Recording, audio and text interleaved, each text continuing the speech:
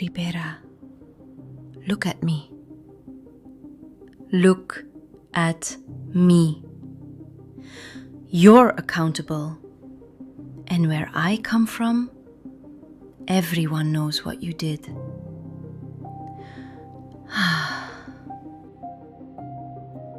Okay. So that is exactly what episode 7 is about. In this episode, I sent Daniel Darcy, our church dad, back in time to confront Francisco Ribera. Ribera was a Jesuit priest writing in the late 1500s, and he did something very clever. Before Ribera, the reformers believed the Antichrist was the papacy. Luther believed it, Calvin believed it. The early Protestants were almost unanimous about it. But Ribera moved the Antichrist. He relocated him. He pushed the Antichrist out of history and into the future.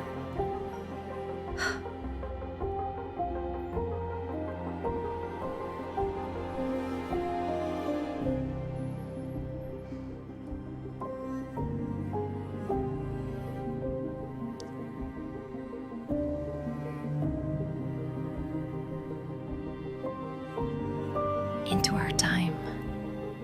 And today, that's exactly what most churches teach. So when I started thinking about this episode, I didn't want to just explain the history. Because honestly, history lectures can get a little dry. And I love time travel stories. So I started wondering, what if someone from today could actually go back and sit down with Ribera?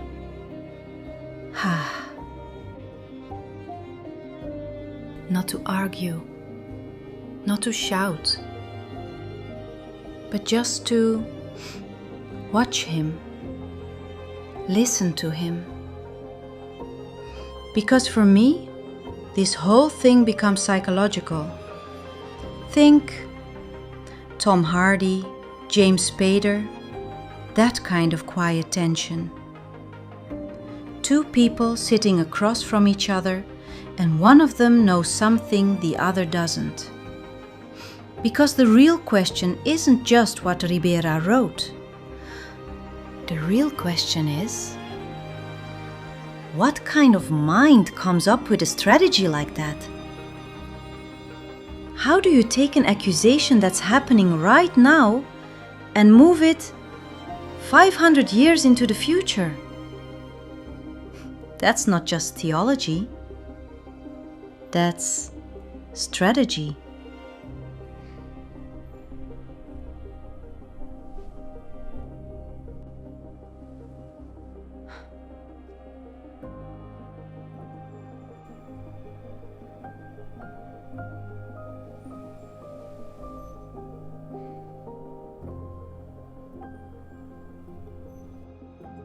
Today, when we talk about the Antichrist, it almost sounds like a bad AI movie.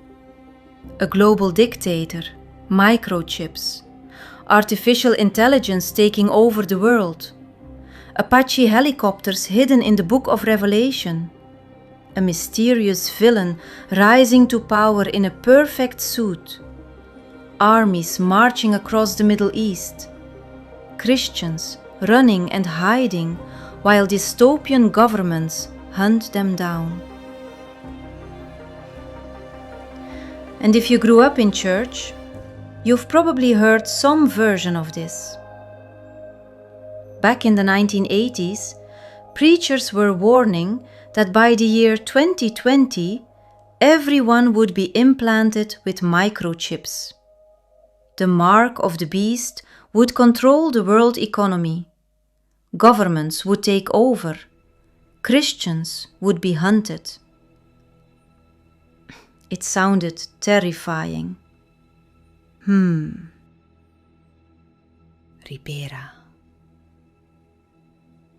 I know what you did. Where I come from, it's what most churches teach. Your dirty little strategy. A lot of those predictions feel more like old science fiction movies. And that raises a question.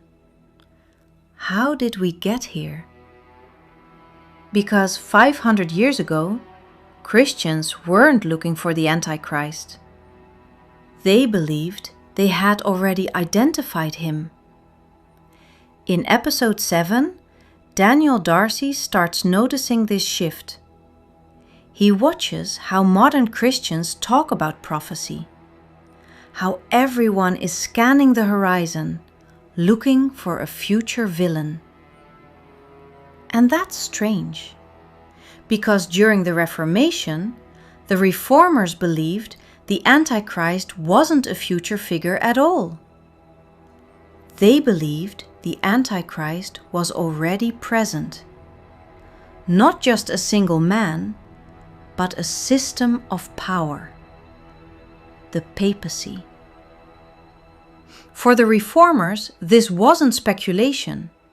It was their reading of prophecy, and it shaped how they understood history.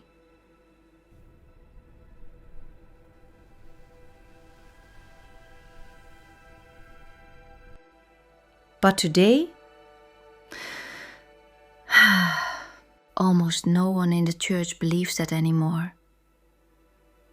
Instead, Christians are trained to look forward, always waiting, always watching, always expecting someone to appear. So Daniel starts asking a question. Who moved the Antichrist? How did the accusation shift from the present into the future? And according to the history, that shift begins in the 1500s with a Jesuit scholar named Francisco Ribera. Ribera proposed something radical. What if the Antichrist wasn't a present system, but a future individual? If that idea took hold, the accusations of the Reformers would quietly disappear. The threat would always be somewhere ahead of us, somewhere still coming.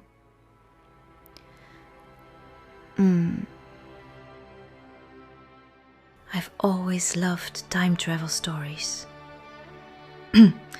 I'm a bit of a geek that way. Time travel, chess, you know. Because sometimes the best way to understand a move on the board is to go back to the moment it was played.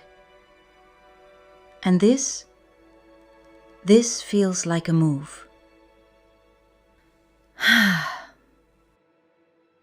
A very important one. So Daniel decides to do something unusual. If Ribera changed the board, then maybe it's time to go ask him why. So Daniel steps through a time portal and arrives in Salamanca, Spain.